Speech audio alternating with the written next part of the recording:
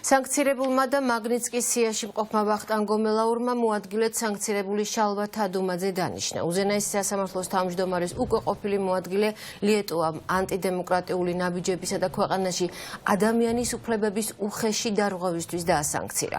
ამავე მიზეზით დაასანქცირა გომელაური დიდმა ბრიტანეთმა, ლიეტუამ, ესტონეთმა და უკრაინამ.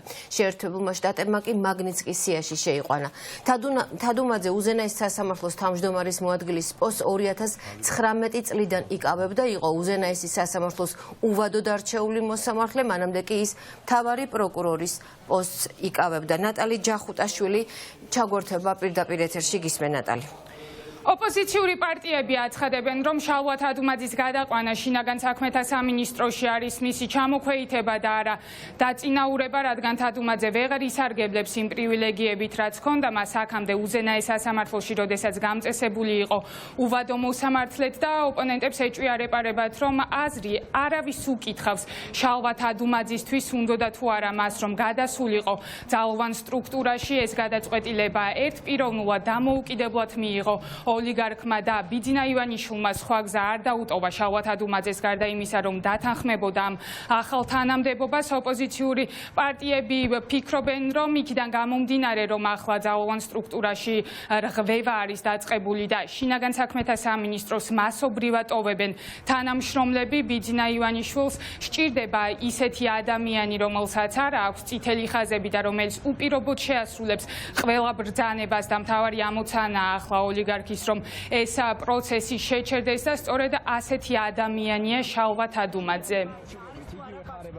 გადაადგილებები და ყველა ასეთი საკითხი არის დამოკიდებული ერთ ადამიანზე. ეს არის ბატონი ივანიშვილი და ჩვენ ვიცით ასევე მისი დამოკიდებულება თადუმაძის მიმართ, რომ ის თადუმაძე იყო მისი პირადი ადვოკატი და როგორც ჩანს გადაწყვიტა, რომ ეხლა თადუმაძე იხილოს შინაგან საქმეთა სამინისტროში. უზენაეს სასამართლოს მოსამართლეობა ძალიან მაღალი სტატუსია, ძალიან მაღალი სტანდარტია და ფაქტია, რომ მას ქართული ოცნების გუნდმა და ბატონმა ივანიშვილმა მოსთხოვა, რომ უზენაეს სასამართლოს წევრობა დაეტოვებინა და გადასულიყო აღმასრულებელ ხელისუფლებაში. ივანიშვილს შერჩა გვერდით მხოლოდ და მხოლოდ სანქცირებულები და უდიპლომოები და ამ არეალში ტრიალებს თანამდებობის პირებთან მიმართებით.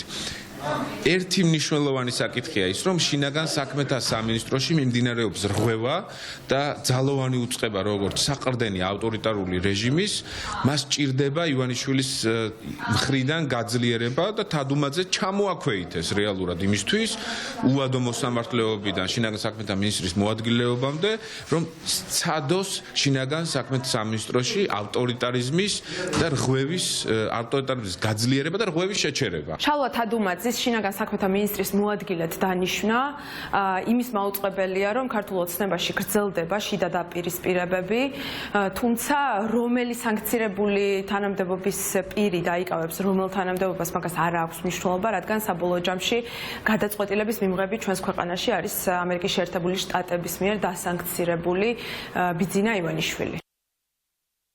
დღეიდან დასანქცირებულ ვახტანგ გომელაურს მოადგილედ ეყოლება ასევე სანქცირებული შალვა თადუმაძე. ეს გადაწყვეტილება ცოტა ხნის წინ გახდა ცნობილი და თავად შინაგან საქმეთა სამინისტრომ გაავრცელა ეს ცნობები. ცოტა ხნის წინ ლიეტუამ დაასანქცირა შალვა თადუმაძე ქართული დემოკრატიის ძირის გამოთხრისთვის და ანტიდასავლური ნაბიჯების გადადგმისთვის და სხვათა შორის ამ გადაწყვეტილების შემდეგ შალვა თადუმაძემ გაავრცელა განცხადება და თქვა, რომ ამ გადაწყვეტილების გამო ის საჩივარ შეიტანს ევროპულ სასამართლოში, არ ვიცით გადაიფიქრა თუ არა ამ ნაბიჯის გადადგმა შალვა თადუმაძემ. ჩვენ ვცდილობთ მასთან დაკავშირებას, თუმცა ის ჩვენთან კავშირზე არ გამოდის და სხვათა შორის ვრცელდება ინფორმაცია იმასთან დაკავშირებით, რომ შესაძლოა შალვა თადუმაძე ჩაანაცვლოს ყოფილმა მინისტრმა თეა წულუკიანმა.